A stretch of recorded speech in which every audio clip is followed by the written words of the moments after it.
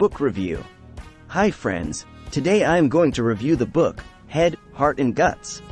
How the World Best Companies Develop Complete Leaders by David L. Dotlich, Peter C. Cairo and Stephen Rhinesmith. Leading with wisdom, compassion and courage. Modern technology, demanding stakeholders and pressures to deliver financial results put executives on the hot seat. Leaders selected on the basis of a single characteristic, such as intellectual capacity, often fail to conquer these pressures or to satisfy all their constituencies. Very few leaders have a combination of head, heart and guts characteristics, or, at least, when they are on the job, they don't use all of them. Complex times require complex leaders. Instead, leaders usually operate within familiar, comfortable spheres of reference, such as analytics or rigid adherence to previous convictions. Leaders frequently fail to connect with the people who most need their guidance or compassion, and that compounds the problem.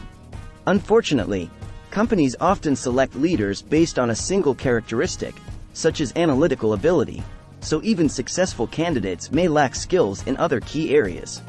Historically, business schools use a standard curriculum focused on management skills. Recruiters chose graduates with good cognitive abilities and high ranks in their classes, perpetuating one-dimensional leadership. Such leaders have partial characteristics, and become partial leaders. The alternative is to develop leaders with intellect, compassion and courage, the full complement of key managerial qualities.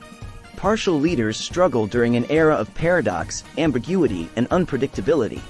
As authors David L. Dotlich and Peter C. Cairo reported in their earlier book, Why CEOs Fail, executives who cannot confront their own personal vulnerabilities often fail as leaders. Alternately, executives with reasoning ability, self-awareness and the emotional capability to realize how they affect others often succeed. This is not to say that executives today don't have these heart qualities. Often, they repress or eliminate them as they advance in their careers, since compassionate qualities are rarely valued during that battle. What makes good leaders? Leaders must be multi-talented. A 1994 research study found that the best leaders are emotionally mature, can work with different types of people and engender trust, which requires that they avoid micromanaging, dictatorial behavior or indecisiveness, which breed mistrust. Good leaders have much more than intelligence. They have honesty, determination, persistence and aggressiveness. In short, they are exceptional people with a wide range of positive qualities. To be a leader in today's business environment, you need to use your head, demonstrate heart, and act with guts. Yet, while many people recognize that business leaders need to be multifaceted, some top executives at large firms, Procter & Gamble, Philip Morris and Morgan Stanley, failed partially because they were limited leaders. They may have been driven executives, but they fell short in such areas as intuition, empathy or courage. These executives were victims of a changing business environment that requires new sets of skills. In today's global business world, leaders should show respect, humility and trust, qualities that potential partners and new customers value as much as the products or services the company sells. Integrating head, heart and guts into leadership is both art and science. Leaders must have emotional intelligence to get things done in large organizations. In the pre-global business world, leaders could be effective by giving directives.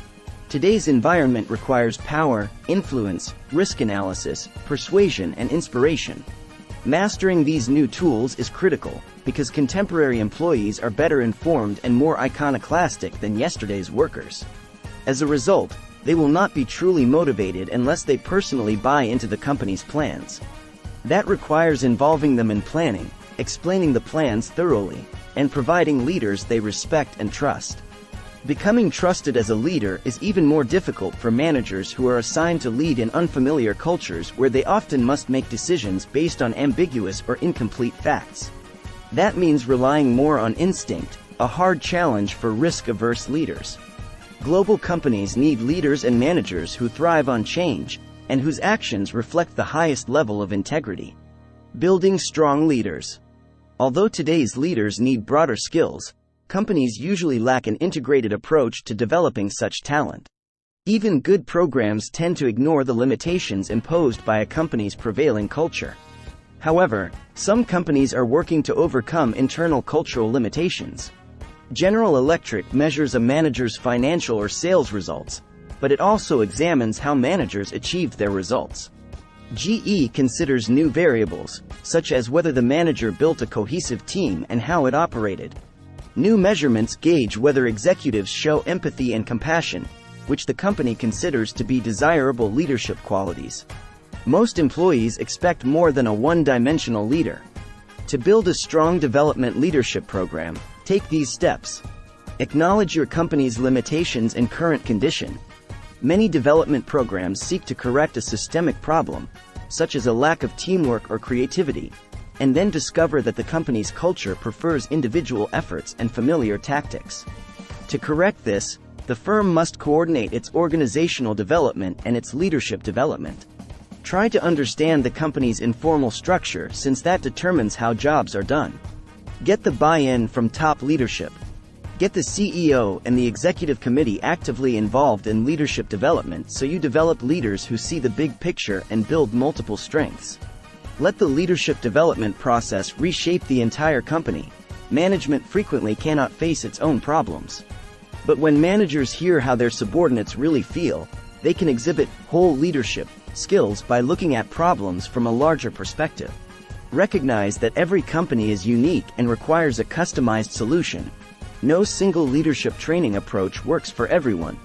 Nor does every company require the same blend of head, heart, and guts traits. The thinker. Commonly, businesses select leaders who are strong thinkers with intellectual mastery of their company and industry. Is it possible to retrain such intellect-oriented leaders to blend in heart and gut traits? It's a challenge.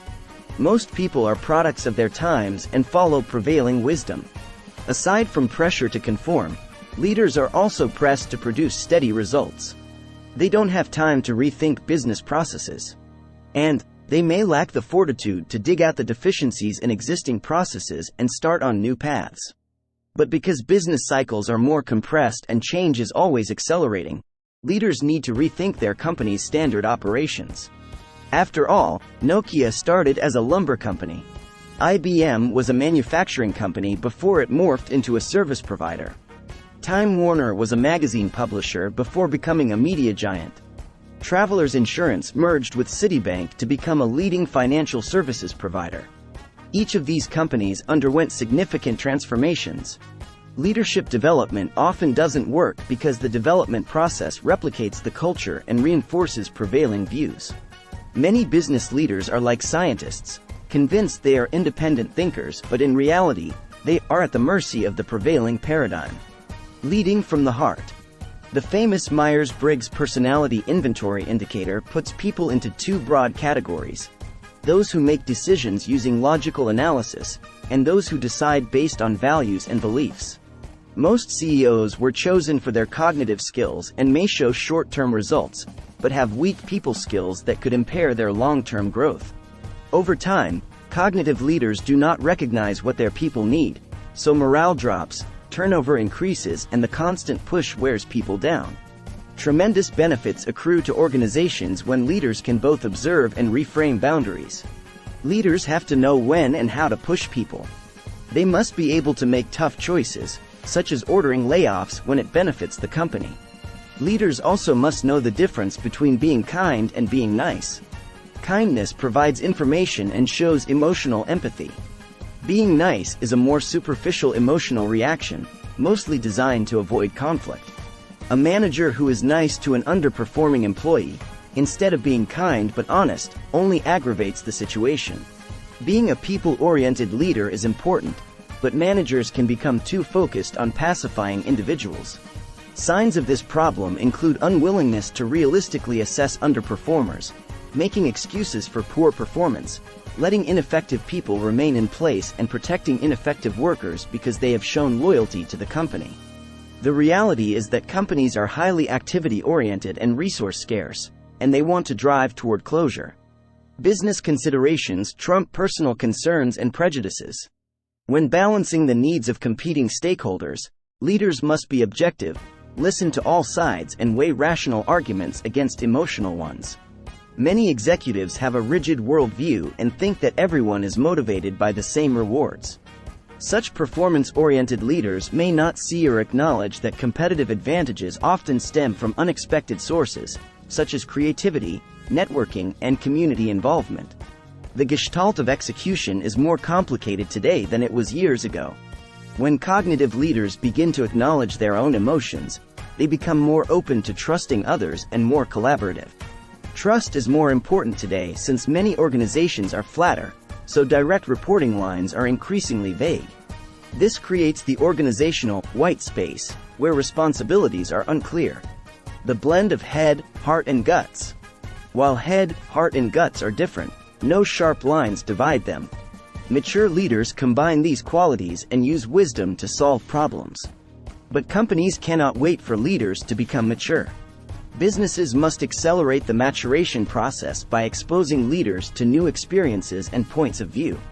The challenge is to match leaders with the right training that is appropriate for the company's distinct culture.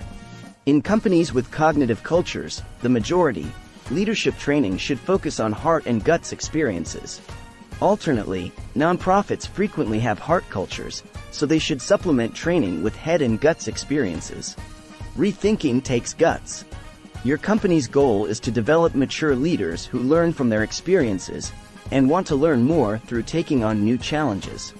Help aspiring leaders by assigning them new responsibilities before they are ready for them. Given training and guidance, they can develop the 3 key traits, head, heart, and guts, needed for mature leadership. Takeaways. Traditionally, companies selected leaders based on intellectual capacity, compassion, or fortitude. Leaders with only one of these characteristics are partial leaders. Today, leaders need head, heart, and guts.